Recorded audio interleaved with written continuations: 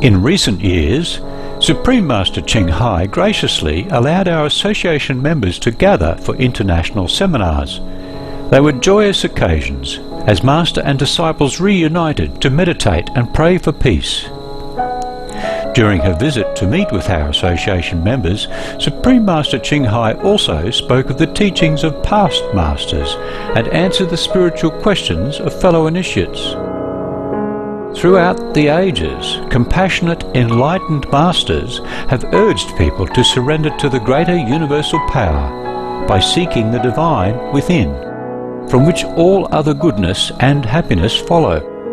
This message was echoed again in Supreme Master Ching Hai's discussion with the theme The Gnat and the Elephant with our association members on December 31, 2008.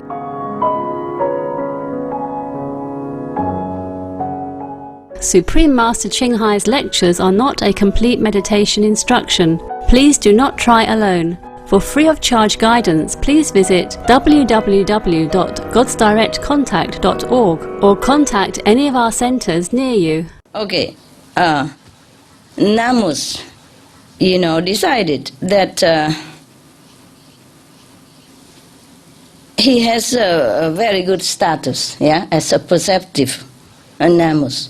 So he needs a very good and pompous residence. Now, for good and also efficient and convenient reason, he needs to move house to a more spacious, more prestigious residence for a person of his status. So he decided to move house. Now he moved where? He moved into the ear of the elephant.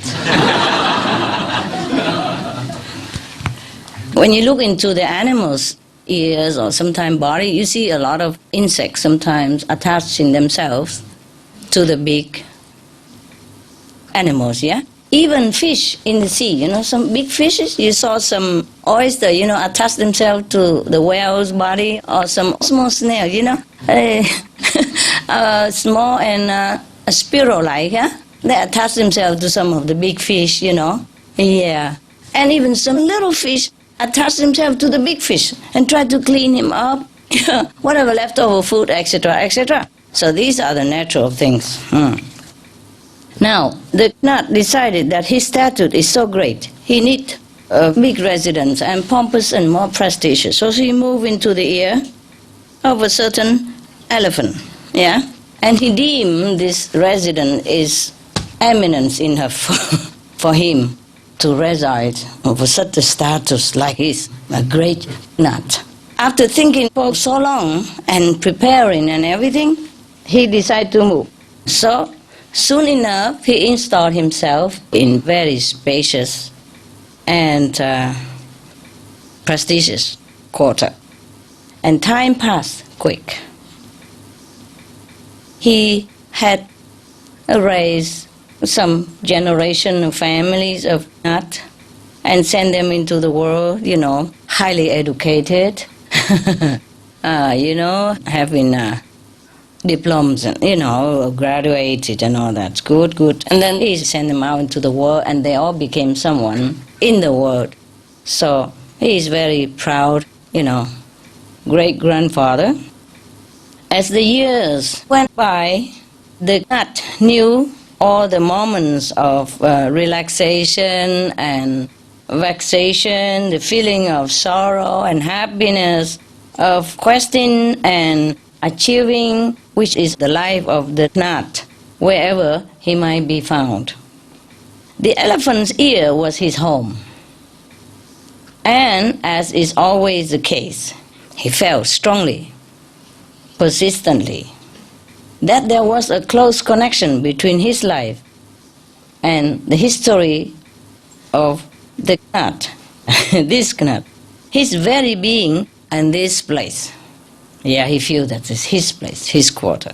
He feels that all the history is written where he resides, yes. This is similar to human,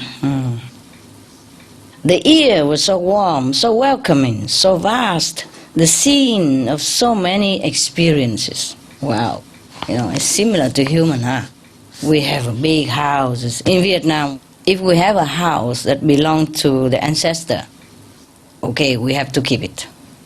This is a kind of ancestry home. At the time of death anniversary of some great-grandfather or parent, the whole clan all gather there and celebrate and talk about old time and stuff like that. Okay, so that's called Tự Đường, ancestry home.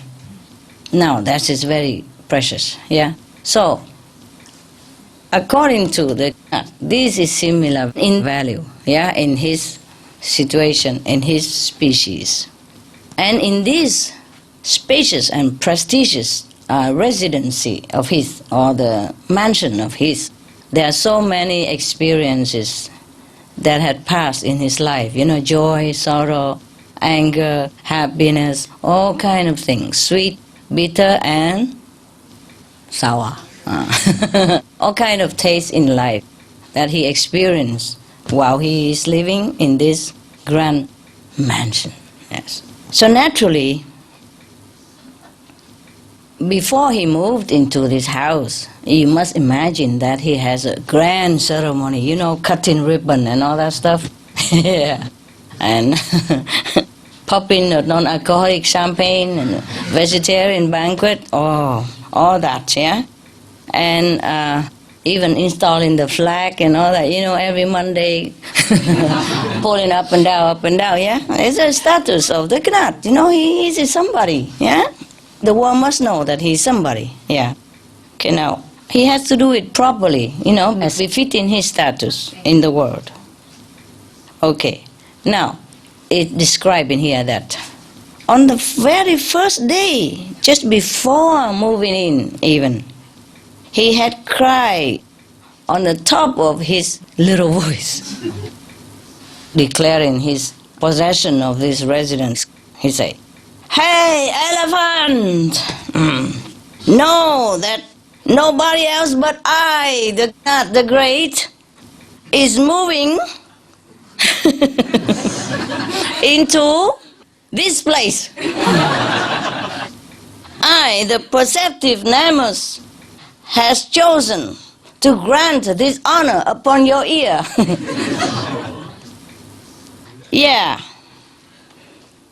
To be my residence. Hereupon you have my notice. Okay. The elephant say nothing. Okay. So the perceptive great Gnat, Namus, decided that if he didn't say anything, mean no objection. Okay, there we move in. But little did Namus understood that the elephant didn't hear him at all. No matter that he screamed so loud, but he's only a tiny cat. The elephant was busy doing his thing. So he heard nothing, of course. Okay, for that matter, he doesn't even felt the entry of the cat and the family. He felt nothing at all. And after a while, even when the cat continued living in his ear, he also don't feel nothing about it. The elephant feel nothing. And whenever the gnat go in and out of his ear, he also take no notice. He has no feeling about the presence of the gnat. And his clan, the whole big clan, a lot of families. In short, the elephant has no idea about the existence of the gnat. Until one day, the great and the perceptive gnat decided, for some important reason, of his, to move house again. He was in a great, reflection about how to give notice to the elephant in a proper manner, as befitting his status. He was thinking for a while. So he asked his secretary to write some notes, prepare the notes for the speech, all right. And then she donned proper, grandiose clothing, befitting the occasion. And he went out to the edge of the ear of the elephant, formally declare his change of residence. Yes. Okay. So this decision has been reached, and irreversibly. So he decided. Now he came out. He rehearsed many times the declaration together with the whole clan of his family, and they rehearsed together. You know, how to walk, how to talk, how to sit, how to wave hand together. Yeah. And all the coiffure have to be done in certain manner. The hats have to wear what? Which one wear what color? Yeah. So afterward, he was thinking that he is sufficiently rehearsed well enough for his speech. And then everybody rehearsed well already in uniform. So he came out, he led the whole family come out to the edge of the elephant ear, ready to march outside with all the pomps and show. And he come out and declare again, "Hear ye, the elephant, I have an urgent matter to declare that from today I will move out of your ear. And know ye that from now on your ear no longer has the honor to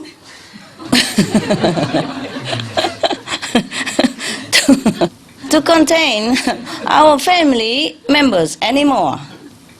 You are free to do what you do with your ear." And he talked very eloquently, like that. You know, maybe more eloquent than that. Now, I wasn't there when the gnat declared, so I guess it's just about his business, eloquent or not, yeah, that he gave a notice, just like when you left your flat, yeah, when you leave your flat, you give a landlord a note of notice, like 2 weeks, 2 months, 2 years, depends on the contract. This had no contract, yeah? The gnat has no contract with the elephant. Therefore, he did not need to give 2 weeks notice or 2 months. He just went out and declared that today I move out. He said so eloquently and honestly, but the elephant seemed not to respond to him. So he screamed again, louder and louder. The third time, then the elephant somehow heard something like that. So the elephant was thinking of what he's saying, you know. And then the gnat asked him, "So, what do you feel about my departure?"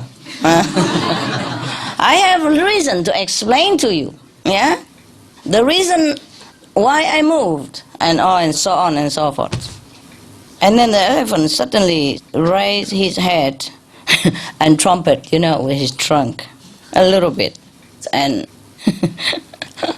he's so loud, the gnat almost fainted. He just trumpeted a little bit only, you know.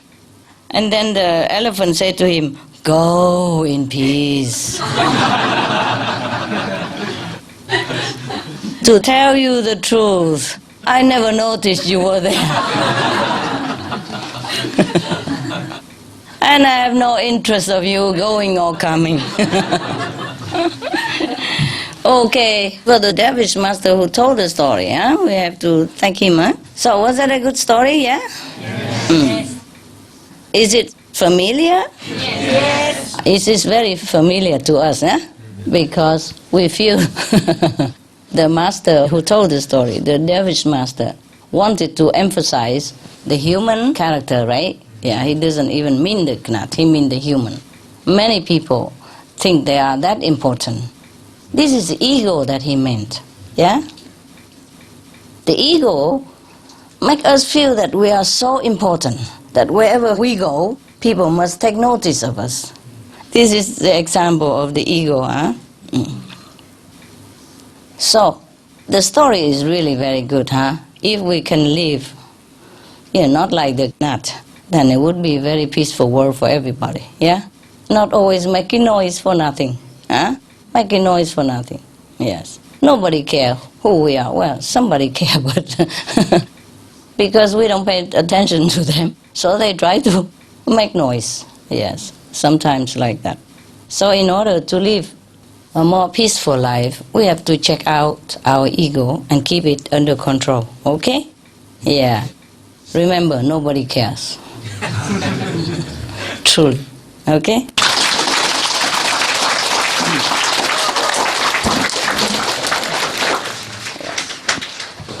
It's very, very tiring to deal with human ego, you know? Terrible, terrible. Suffer a lot.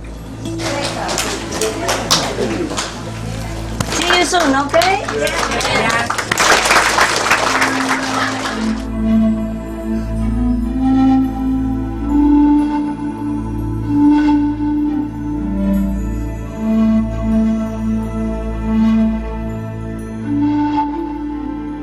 We thank you for your gentle presence for today's episode of Between Master and Disciples. Please stay tuned to Supreme Master Television for Animal World, Our Co-Inhabitants, coming up next right after noteworthy news. May your days be filled with joy and loving kindness.